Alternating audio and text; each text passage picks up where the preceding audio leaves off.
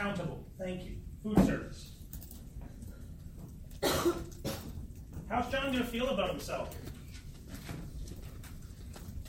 What if someone approached him like they did John Moore to do a documentary? Is John going to feel good, or is Morris going to feel good about himself? Yeah, is that a good thing? It's not. It's sure. Is his profile going to raise? Be risen? Might he win more awards like Food Day Canada or Leaf? Does Leaf have an award for Canada's most sustainable restaurants? I think they do. Do you think the CN Tower, if winning one of Canada's most sustainable restaurants, would be a great thing for them? Why would it be? Can't read. Rachel, you were shaking your head. Yes, it would be good, right? Yep. Why would it be good? To increase their image or be popular in this industry or be successful compared to other better fine dining restaurants. Successful, image, popular. Oh, excellent. Excellent piece of it. Would that show people that this is a thing of the past? It would, wouldn't it?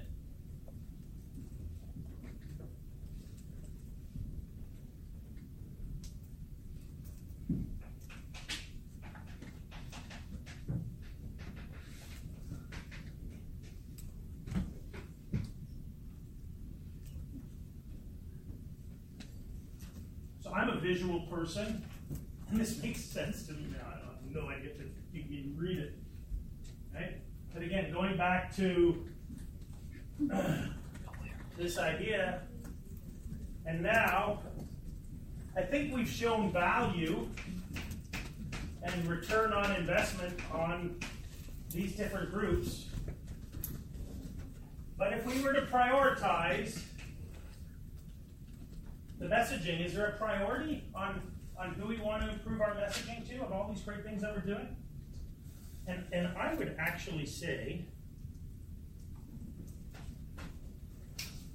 that this is messaging, this is messaging, this is messaging, but I would maybe say that this is even creating awareness to future customers and industry as a different term as opposed to just messaging.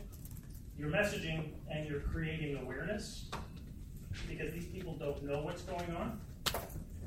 These people sort of have an idea and you're just trying to strengthen it. Which ones do you think are the most important? I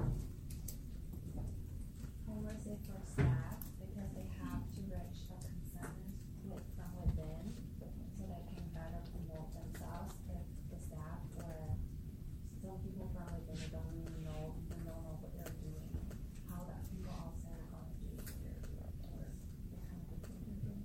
Okay, I think you've hit on a really good point, Jasmine. Is it Jasmine? Okay. Is the staff are key in this, because what if you say all this great stuff on Instagram and you get there and it's not conveyed by the staff, right? So the staff may not be the most important group, but they certainly may be the first group you try to get across to. Does that make sense? Yeah, maybe. Or it might be the most important. I think that's a good point. What else is, who else is important in this? Most important, Adam? After that, I'd say the consumers, also customers, my bad, because like if I'm picking out into three message categories, the higher ups will follow when there's more profit, more customers, and so on and so forth. They're going to follow no matter what. So to put them above customers doesn't make sense in my mind, and you know it's about making money in the end too. So if the customers know, then it's just going to be a chain reaction. Okay, I don't disagree with that, right? You have to know, though, with higher-ups, is that our dean, for instance, who runs this organization, and although it's not it's a quasi-government organization, you know, she loves being able to speak at events and speak to her bosses about sustainability initiatives that are happening in her college. So Dr. Julia Christensen Hughes, you should know her. She loves being able to say, this is what we're doing as far as sustainability in the college. Why do you think she sees value in that? When she talks to the president of the university, or she goes to the United Nations and speaks to the United Nations about higher education.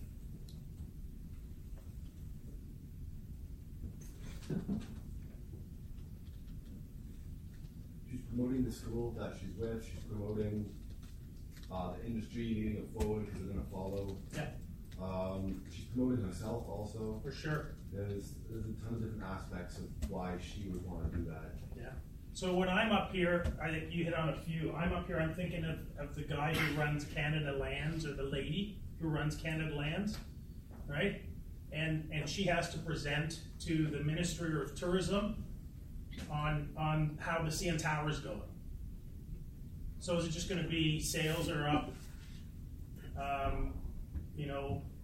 Sales are up. I was going to say sales are up, but we won this award. And we are now considered a leader in the country in sustainability in restaurants. And our chef has just been asked by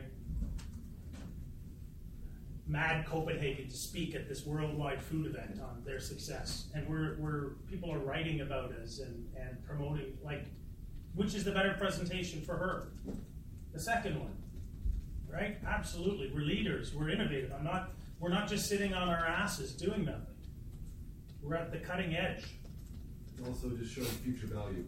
Telling them what you're making right now, that's good in the moment, but they also want to know the future, how you're pushing your brand or whatever, so you can continue to make more money every trimester or whatever they're doing. Absolutely. I would guess that the CN Tower is a cash cow for them. And it's just churning out the money. And no word of a lie, I could give my 11-year-old the keys and they could still make money if he was the boss, right? But what if you're showing so much more? So you're not just this old, dying, stodgy, old, attractive scenery place, but you're cutting edge, you're leaders across the country. And again, do not underestimate how, I think one of the real big differences that John Morris is maybe able to make, and it's his thing that's driving him, is the fact that, yes, you can do this at a big, giant operation, right? That is, you don't just have to be Borealis in Guelph in the middle of nowhere and doing 100 covers a night, right? Which is simple. You can do it at 1,000 covers, right? Or whatever. So, all right. So, let's talk about some of your ideas on ways to help them get this message out. Some of the ideas that you guys want to talk about. This is the time to talk about the things you're thinking about. And I'll maybe put it to a sniff test, but I won't be harsh on you. Okay, so I won't, but this is your chance to get some feedback if you think you have an idea.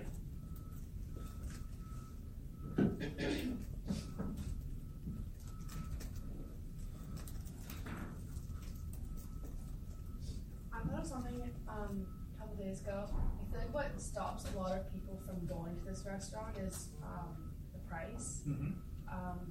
So I don't know if it would be a good idea in the off season to hold some sort of special or something to get more people up there, and then if they enjoy it, then they'll probably come back. Okay, so 2 things. I like where you're going with that, but you're strictly speaking in a product market thing. You mentioned price, but there's no association with this new. So could you associate a more approachable price offering with what they're doing in regards to sustainability, though? So once they're up there, I was thinking of having, getting them there would be kind of because of the price, and then once they're there, adding new things to the menu, say the bison, oh, it's from this farm, from this town in this province. I feel like it'd be interesting to see where things are actually from on the menu, because I feel like if someone were to see that from sitting here, I'd be like, oh, that's kind of cool, but what's actually going to get me to go there is, I don't know, I feel like price. Like, I feel like is a huge factor. It is. It's so big. Price, like we study it in school up the Union. Absolutely, price is a huge thing, right? But how could you play on price? You know, could you do local for locals, right? And do, what do they do right now in Toronto for their restaurant festival? What's it called?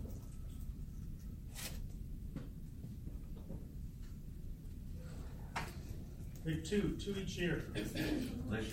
Licious, Summerlicious and Winterlicious, right? Do they participate in that? They do. That needs to be revamped. Licious needs to be continued, but it needs to be something. Totally revamped?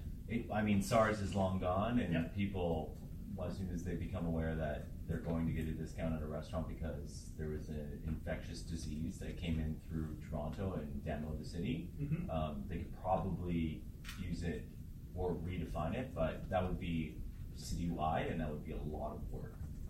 But For Licious, sure. Licious is good. It drives a lot of business in. Could they start their own price-conscious, sustainable food festival with price offerings to people on things?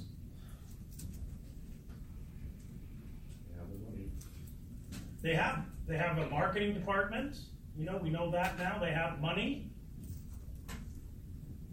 They're supposed to be leaders. Could they? So if you're going to go down that road of pricing, I think it's tying it in somehow to this. We're not trying to give them ideas on pricing or product specific things, but if it's pricing associated with this, you know, we saved $40,000 in energy this year, so we're going to pass the savings on to you and offer 4 meals at $40, right? Creative, big C creative. What other ideas do you guys have? Thank you for getting us started. Max. I feel my idea is also about pricing, but I feel they can like do some promotion about like people who goes to their restaurant and after they finish their meal and they can post something about restaurant and then to get a promotion such as a free dessert or something. Okay, so if you post an Instagram picture of our local food, you might get a prize. Yeah. Okay. Let's talk a little bit about marketing. Right? There's push and pull in marketing. Okay? There's trying to draw people in. Pricing is one way to do it, and then you're pushing out things, messages, right, to attract people. You're talking about an idea, which I think is a really good one, if we tie in that local and environmental piece again, right? I think you're not considering enough that it has to be about, we'll give you something, but it has to be for you conveying our message of this new place we are. Okay? And this new place has to be about our beverage list, our waste reduction, our energy reduction, right? I will tell you right now, CN Tower will never compete on price alone, right? They won't, not in the foreseeable future. They fired the chef. Right? The expenses, believe it or not, the expenses in that place are insane in some regards, right? The wages they pay are significantly higher, which is great, right, I think. I have a question. Yep. Do you think if this is a super hypothetical because it's never going to happen, but do you think That's where we should be. Do you think that if they replaced the current chef and brought, for example, more of a celebrity chef like John Horn, for example, and moved him from Canoe to 360, it would turn around everything? Or because I feel like it's almost 90%, as much as the world says it's the food, it's the chef, we put the chef up on the pedestal. You ran OB, obviously you understand the importance of the service culture. Do you think that replacing the chef with someone that is a celebrity chef and does food a little bit differently would be enough of an injection to drive sales and hold, or would it just be a done? I don't think it would. It might have a little blip for a short time, but I think for the most part, we're beyond chef identity. Okay. You know, Jamie Kennedy, the most famous chef in Ontario for local, has failed every time he's tried to open up a restaurant, right? And people just don't go, right? And people love Jamie Kennedy and they want to go hear him talk, right? And they want to, you know, bump into him and get a picture taken with him, but it doesn't translate into sales necessarily. Okay. You bring up this idea of celebrity, which is great, and you know, John, I would argue, since this film has risen into that ranks. He's never done a cooking show. He's a very, very humble guy, but a brilliant guy and a maniac on the details and discipline. And his star is definitely rising. But who were some of the other people in that video that he was talking to?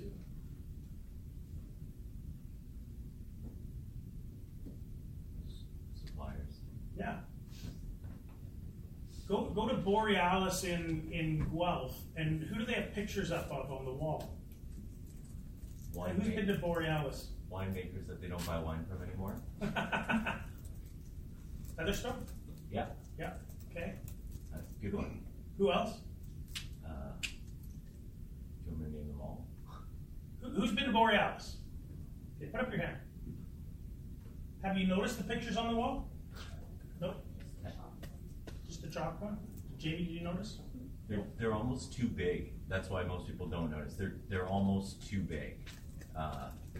When you get that size, it just blends into the, like kind of a It's just like a wall. Yeah. It's like exposed brick almost. It's like Yeah. we don't notice it.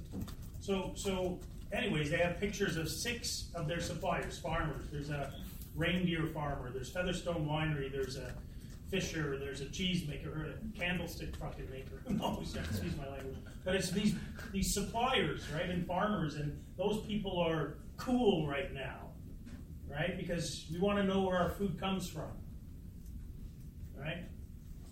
We want to know what's in our food, what's behind our food. This documentary this chap's done is called Before the Plate, How Your Food is Produced.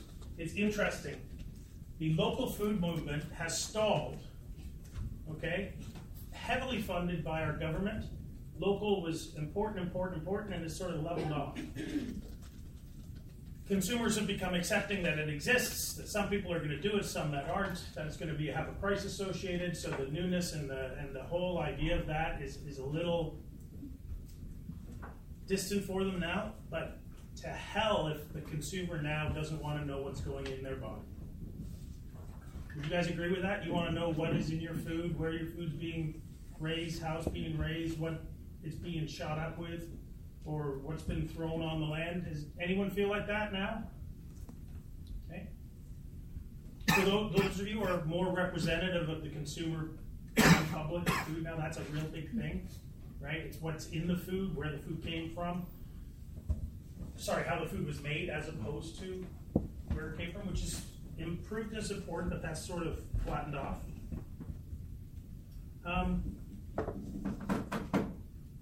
Other ideas? I got a little off there. Yes? It's kind of a small idea, but similar to the documentary. On Netflix, they have Chef's Table, which They is do. a new huge documentary series. And if I feel like if they were able to get an episode on that show, that would really broaden their future customers and their current customers, because they would be able to display all the things that they're doing. Okay, so Katie, I think you touched on something really good. How does a chef get on Chef's Table? They brand themselves and make their name known. They do, and then they're asked if they want to be on it, right? So, are there other avenues like Chef's Tables for chefs to get on TV, to do things?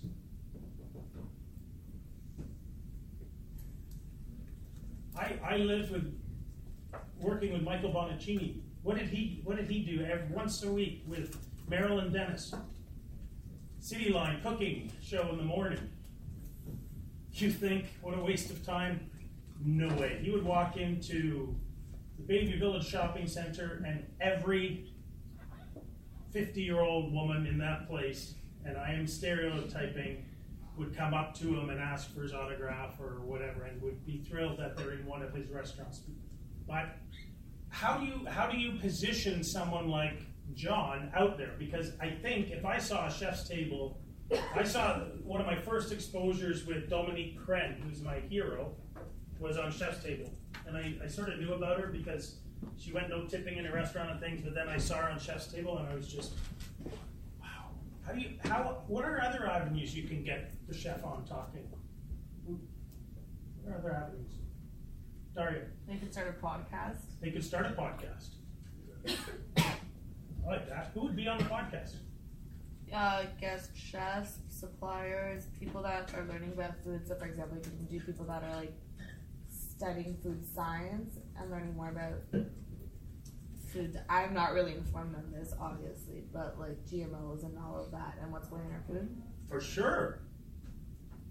What creative idea? Like, I'm thinking podcast, and you could call it From the Top of Toronto. Right, couldn't you?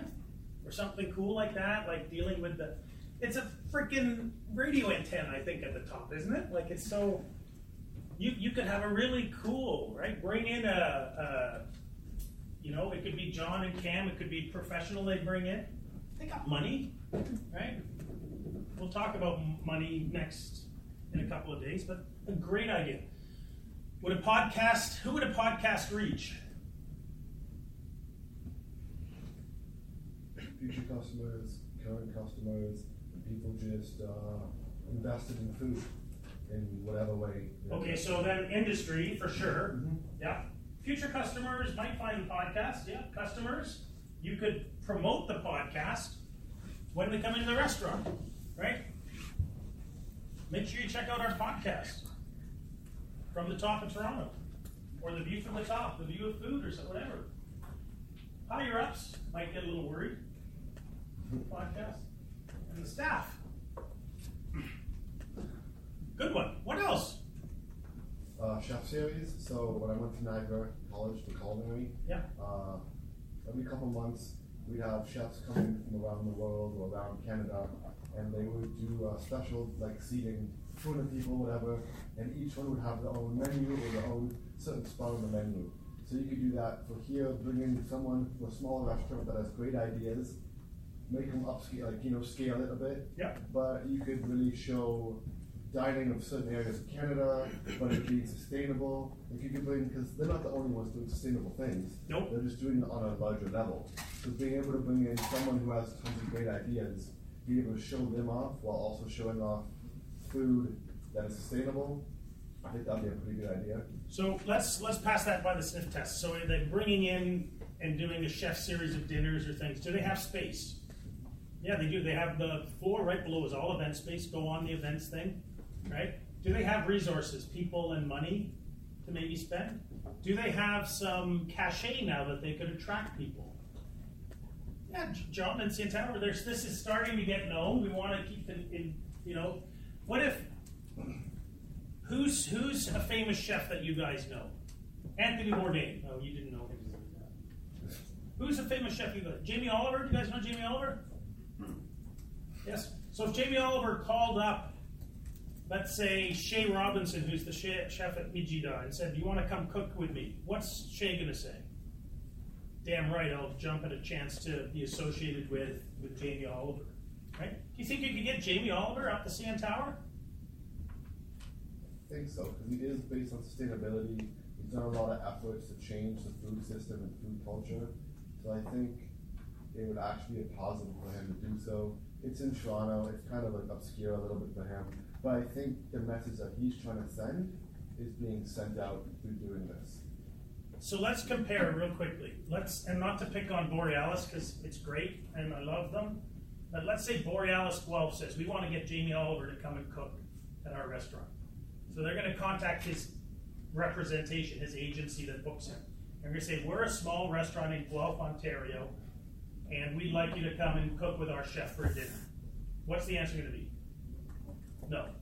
What if we're the CN Tower, we're Canada's leading sustainable restaurant, we're the second tallest building in the world, we have this beautiful event space that looks over the city, we've won all these awards, our chef is a leader in the nation, do you want to come cook with John Moores?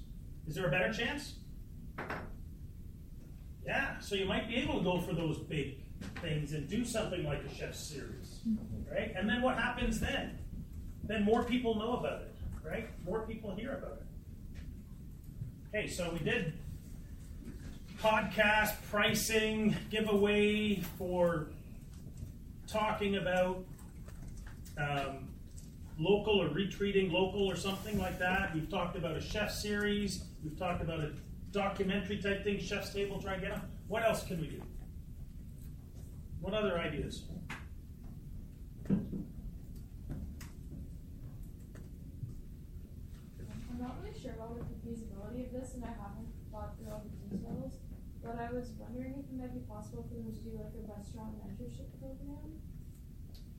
Like something where they could, you know, like engage with other restaurants that are interested in learning more about sustainability and maybe using that like theater room that they have to hold like maybe like lectures or do like little hands-on things and just kind of show them what they do and work with them and kind of like become that industry leader by showing them what they do and teaching and also just maybe making like little like not like I don't know what the word is, not like alliances, but kind of like I think you're strategic partnerships almost, or relationships or alliances within other restaurants and stuff. You have that theater, they are doing all these things.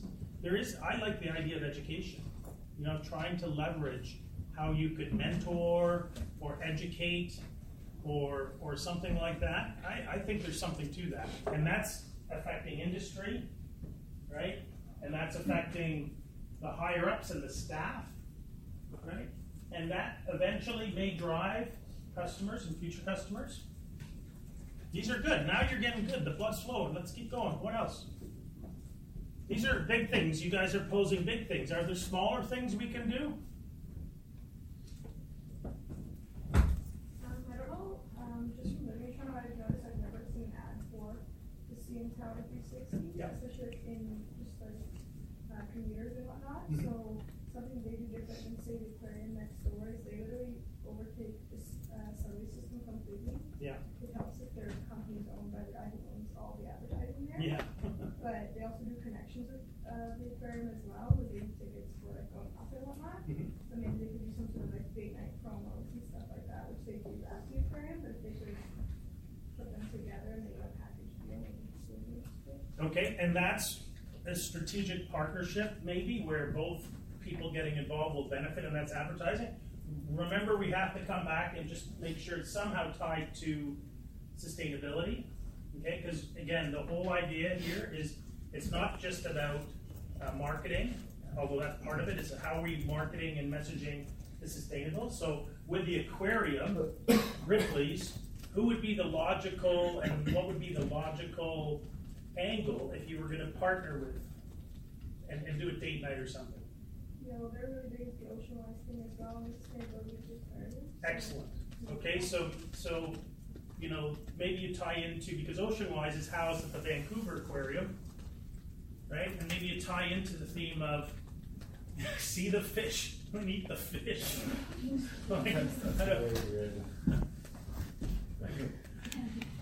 Whatever, right? But using, I think that's the key. Is that's it. Tie in the Oceanwise somehow.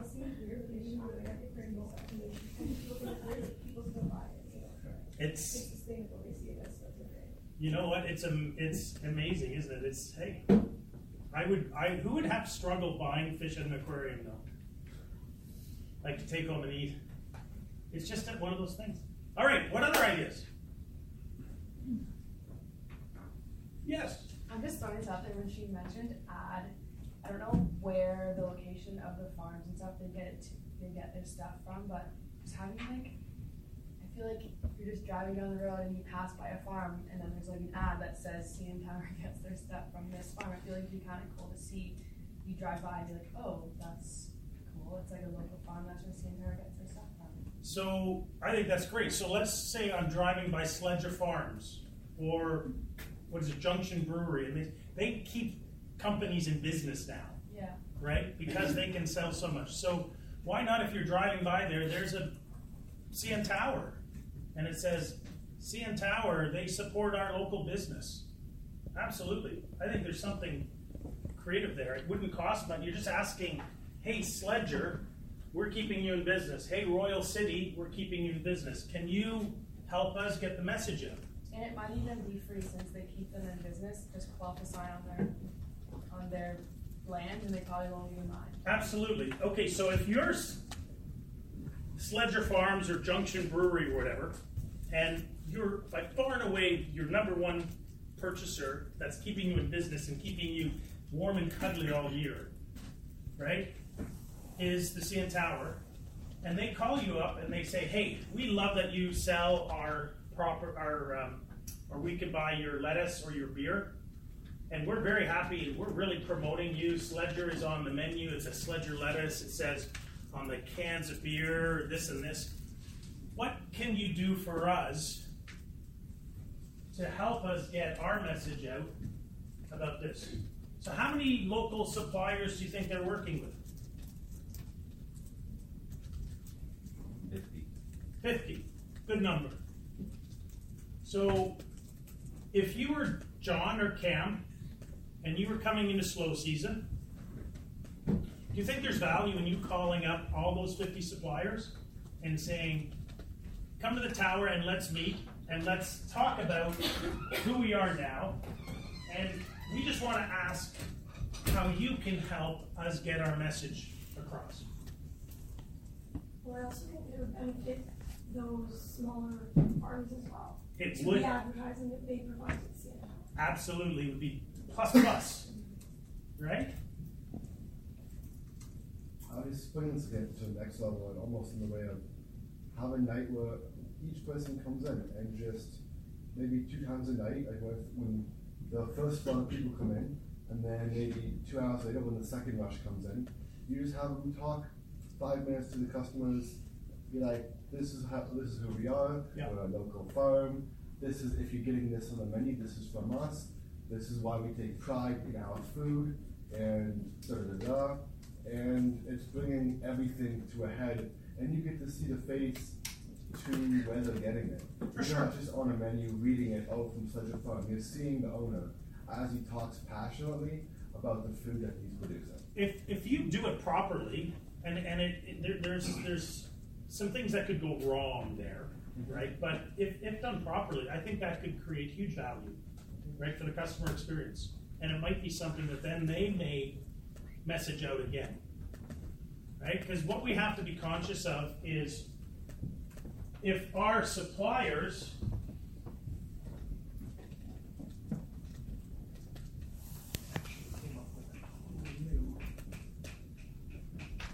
can help get our message out, right? And our customers can help get our message out. Max talked about them, retweeting or posting a picture of something, and for me, it has to be sustainable. It has to be, again, tying back to that. So, okay, good. What else? We've got a few more minutes. Let's do a couple more. Courtney. Maybe they could make a commercial that's kind of similar to the trailer that you showed, where they show them interacting with the suppliers and where the food's coming from, because I think that would help to kind of invest in that feeling, invest in that value. And I think it's really great what they're doing with their Instagram, showing off the food and talking about sustainability, but that's really only reaching out to their current customers. It's not really doing anything to extend to the people who don't know about them already and don't already seek out that information. And also just think too, based on what we're saying about the old CN Tower, a lot of those customers that they have been reaching are possibly people who don't live here or aren't planning to come in the future. It's people that have been here once and just thought it was cool for that experience, but not really for much more. Okay, so let me ask you this. I would put a price tag on doing something at that level at $20,000 to produce a 2 to 3 minute snapshot at that quality with the drones and with the, visiting 5 or 6 different farms and done that well, I would say 15 to 20 grand you could get that done. First of all, how would you get that in front of people? Where would you position that so people would see it? Would you do it internally so that your customers, would it be at the entrance of the restaurant? Would it be online?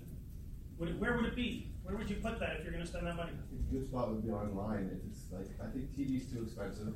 Like they can do it, but like I would say online food blogging sites or like putting a video up, because I don't know. I feel like at that point they're not just talking about like their own brand, like every other thing. Just like Canoe, they're showing where everything's coming from.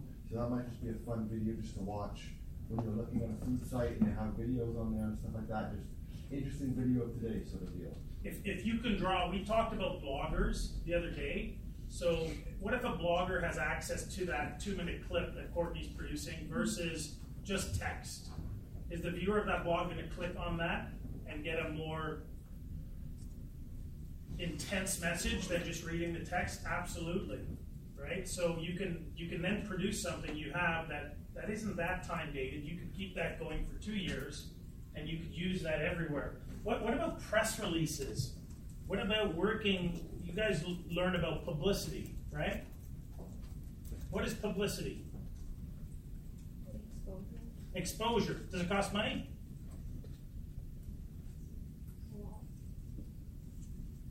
Publicity.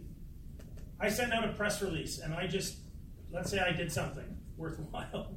God knows what. I send out a press release, right? And someone from the National calls me up. Does that cost any money? It costs getting the press release out. The CN Tower will already have a company they work with to do press releases.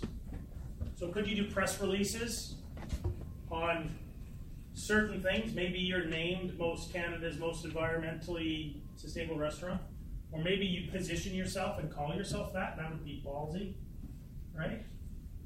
Without actually getting an award. Another note of the videos, like, can they set up a screen beside the elevator as well? Travelers, like tourists, they can wait because sometimes it takes time, so they sure have does. nothing to do.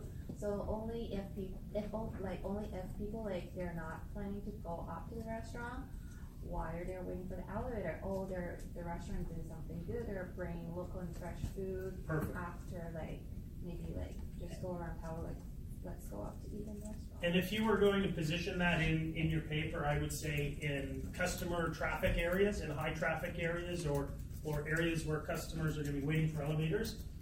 Don't be too specific because we don't know the actual layouts, but say ideas like it could be beside the elevator, it could be during security or wherever they're going to have a lineup or whatever. Absolutely. If you're gonna spend money like this, you want to get some investment. Yes. Had an idea of like developing an app for the restaurant where there's celebrities who have their own apps and they post videos and blogs. It can just be a place where they share all their information plus industry information. Yep. Or having, I was thinking in my head, I don't know, also if you hover your phone over the plate, it pops up where each item is from, and it just kind of makes it interactive, but also a central place for all their information. Okay, and I think that's great. And I would tell you to pursue that, but you got to do a little bit of reading on apps then, on the price and the ability, and they're going down, but if you can find how much apps are, iOS I think are more expensive. Anyways, they're from the last I know 20 to 80,000 for the development and putting an app out. So that's a huge investment.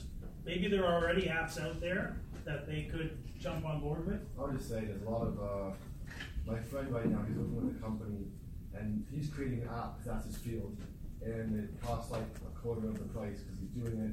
The company came to the school, and then it's just it's a project for the people in the class. And I'm just. That's the way a lot of times is you go to a school to, hey, these guys are coming to you as opposed to a consultant. Because they don't have to pay, right? That's their first thing. They're coming to you, right? All right, good class. Thursday, we're going to talk about implementation.